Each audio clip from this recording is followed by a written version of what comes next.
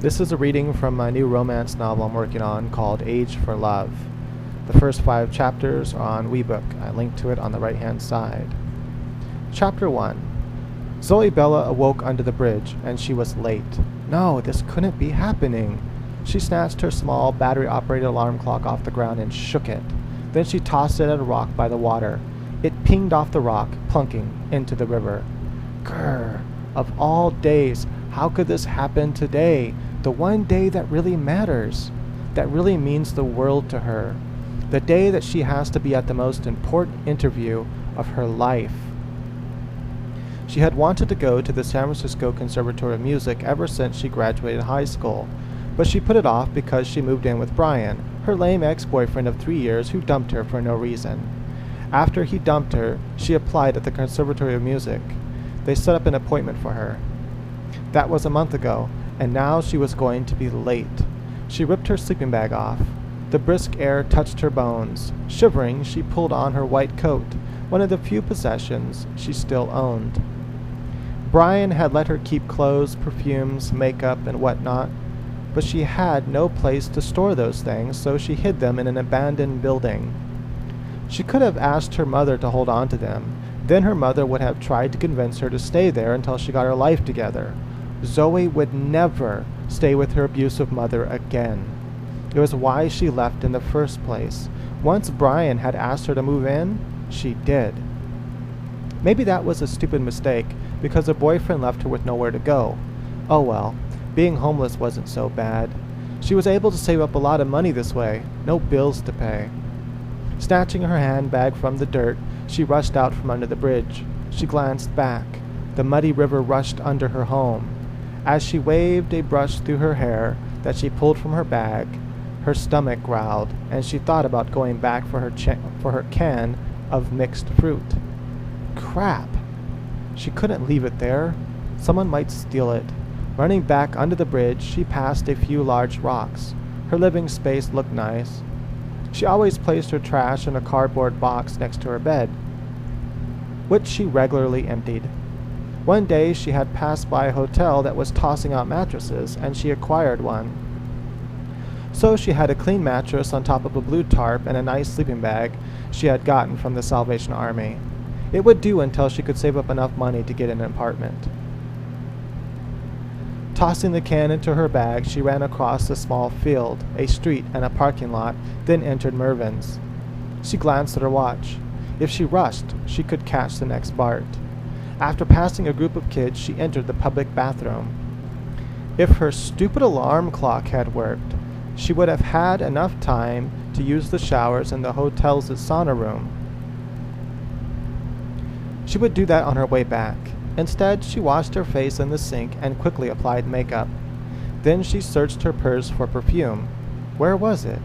It had to be in here. 3 times she searched. Why was this happening?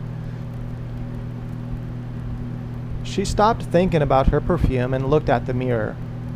It's okay, she thought. Stay calm. She breathed in deeply. Her wavy hair lost some of its maple syrup color. It wasn't as vibrant. Her blue-green eyes lacked the shine they used to have.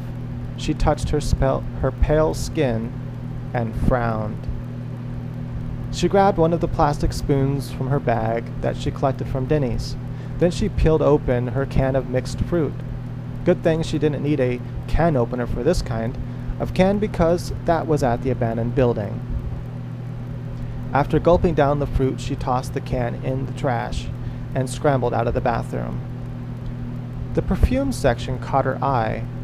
A glass square a lady stood in front of, trying to make sales by offering samples. She listened to the sounds around her, the clack-clack of high heels, the chatter of people, the ruffle of plastic, the swoosh of a door. Then Zoey swiftly walked to the glass display and picked up a bottle of L'Octane vanilla perfume. She sprayed a bit on her wrist and rubbed them together. She loved that soft scent, almost spicy, yet creamy. The sales lady gave her a look like she was a common thief. You like it? It's my favorite, Zoey said.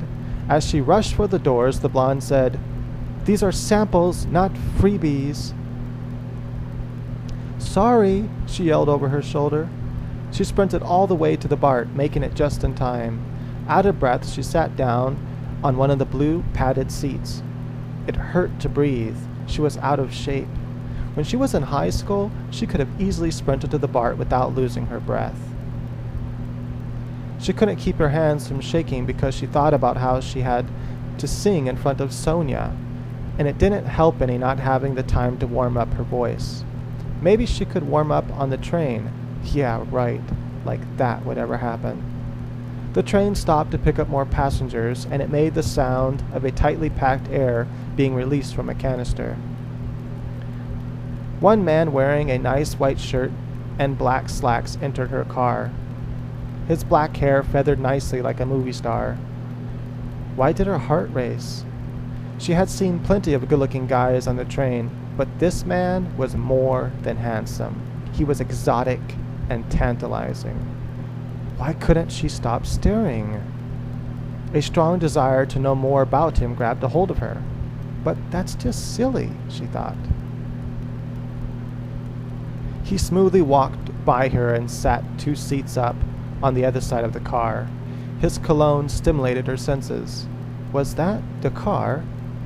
When he looked up, their eyes locked. He had a cute smile. Oh, God. She just froze. Her body tingled. At that moment, if someone were to ask her what her name was, she would have mumbled something like, Her eyes darted left and right, and then she stared at her knees, trying to hide behind her hair. She stopped her foot from tapping. She glanced around. An old lady searched through her purse. A kid played a handheld game. A pretty lady talked on her cell. The guy was still staring at her. Was something wrong with her face? Turning away from him, she whipped out her compact. Her face was fine. So why did he keep glancing at her and smiling? She glanced at her watch. 5 more minutes until her appointment.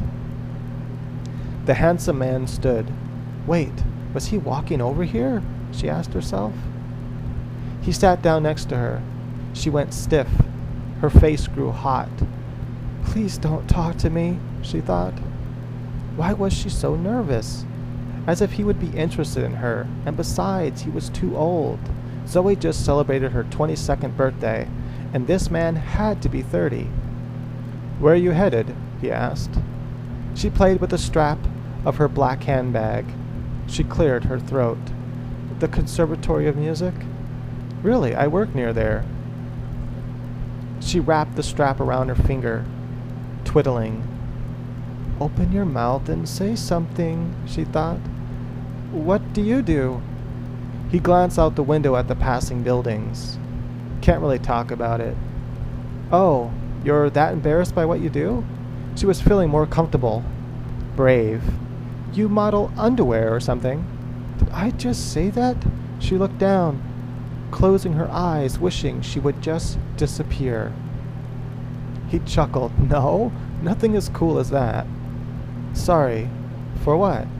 I didn't mean to blurt out a weird question. It was the kind of question she would ask a good friend. She would only be sarcastic around someone she knew well, someone she felt comfortable around. And she did feel comfortable around. She didn't even know his name. Don't worry about it, he said. I didn't find it strange. Actually, it makes it easier for me to ask you what I came over to ask you. This might sound stupid, but have we met before? She pursed her lips. Was that a pickup line? So lame. He couldn't have come up with something better? But wait, he couldn't be picking up on her, could he? He must have picked up on her body language, which might have revealed her thoughts, because he said, Hold on, I'm not trying to pick up on you. She narrowed her eyes. He scratched his eyebrow. I mean, that wasn't a pickup line. When I stepped onto the train and I saw you, it was like seeing an old friend, but I couldn't think of where I've seen you before. I've been racking my brain. Strange. She didn't recognize him, but she did feel comfortable around him, as if they knew each other. She only had that feeling with a few other people, and each time it caused her to wonder if she did know them in a past life or something. Maybe you saw me around town?